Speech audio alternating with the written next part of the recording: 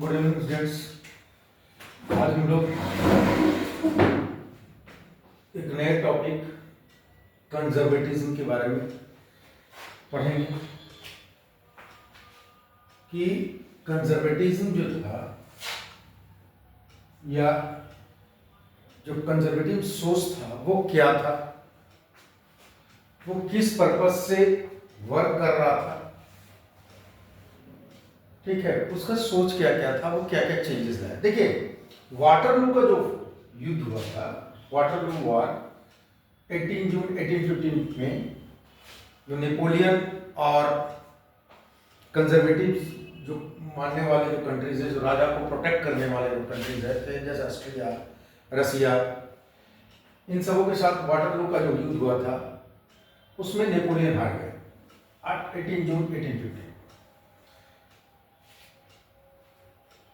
Napoleon के हारने के बाद अब मोनार्की को फिर से अपने जड़े जमाने की मौका मिला कंजर्वेटिज्म के रूप में। अब कंजर्वेटिज्म क्या था, किस तरह का थॉट था? तो कंजर्वेटिज्म वैसे लोग थे, वैसे विचार के लोग थे जो राजा को प्रोटेक्ट करने वाले, मोनार्की को प्रोटेक्ट करने वाले, चर्च को प्रोटेक्ट करने वाले, नोबिलिटी को प्रोटेक्ट करने वाले लोग थे।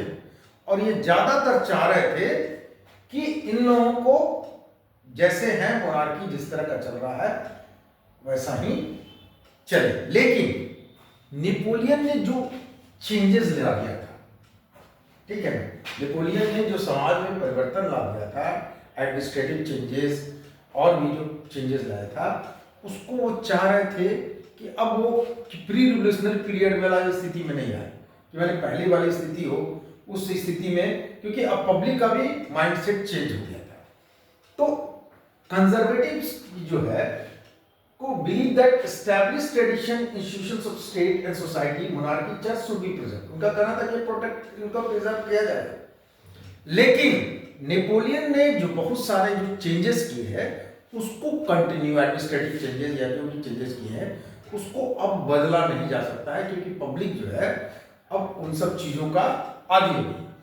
तो उन सब चीजों में चेंजेस नहीं लाना में ही बेहतर होगा, कंजर्वेटिव का था। लेकिन मोनार्की को प्रोटेक्ट करना था, ये उनके दिमाग में था। Did not propose return to the society of pre revolutionary, मैंने जब क्रांति से पहले का जो समय था, राजा का, चर्च का, वो सब का, या जो टैक्स सिस्टम था, वो अब उस पीरियड में वो चाह रहे थे कि नहीं, उस पीरियड वाला स्थिति नहीं रहे, नहीं तो फिर से क्रांति आ जाएगी, उनको ये डर था। इन 1815 कंजर्वेटिव मेड एट वियना, अच्छा, कंजर्वेटिव की मीटिंग हुई वियना में 1815 में। इसमें कौन कौन कंट्री थे? जो ब्रिटेन, रसिया, प्रूशिया, ऑस्ट्रिया, ये वही कंट्री थे जिन्होंने नेपोलियन को हराया। नेपोलियन को हरा के मोनार्की को प्रोटेक्ट करने की बात की। तो ये कंजर्वेटिव के सोच रखने वाले countries, Britain, Russia, Prussia, Austria, इनकी मीटिंग हुई कहां पर? वियना में। नेपोलियन को हराने के बाद मीटिंग हुई।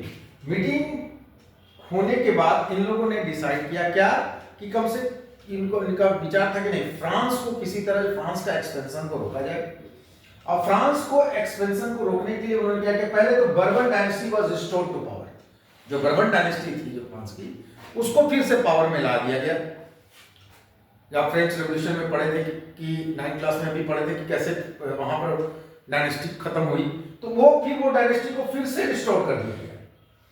उसके बाद a series of states were set up, बहुत सारे जो है स्टेट्स, बहुत सारे स्टेट्स को फ्रांस के अगल बगल जगह पर बगल में ही सेटअप कर दिया गया, ताकि नए नए कंट्री को खड़ा कर दिया गया, ताकि फ्रांस का एक्सपेंशन नहीं हो पाए। नए नए स्टेट्स खड़ा कर दिए गए ताकि फ्रांस आगे बढ़ नहीं पाए, आगे एक्सपेंशन नहीं हो पाए। फ्रांस को रोकने का मुख्य ध्येय था कि फ्रांस जो क्रांति की जाला, वहां से जो जैकोबिन क्लब या जो क्रांति फैली थी, नेपोलियन या उससे पहले क्रांति फैली थी, वो क्रांति पूरे यूरोप में नहीं फैले या फ्रांस का एक्सपेंशन नहीं हो, तो बहुत सारे जो है स्टेट्स को सेटअप कर दिया गया फ्रांस के घर। लेकिन इन लोगों ने एक और काम किया था, जर्मन कॉन्फेडरेशन, जो जर्मन कॉन्फेडरेशन जो स्टेट्स का संगठन था 39 स्टेट्स का, that had been set up by Napoleon, जो नेपोलियन के द्वारा सेटअप किया गया था, लेफ्ट अनटच, उसको कुछ नहीं किया गया। कंजर्वेटिव के द्वारा उसको जैसा था, जैसा पॉलिसीज था, जैसा था, उसको उसी तरह से छोड़ दिया गया।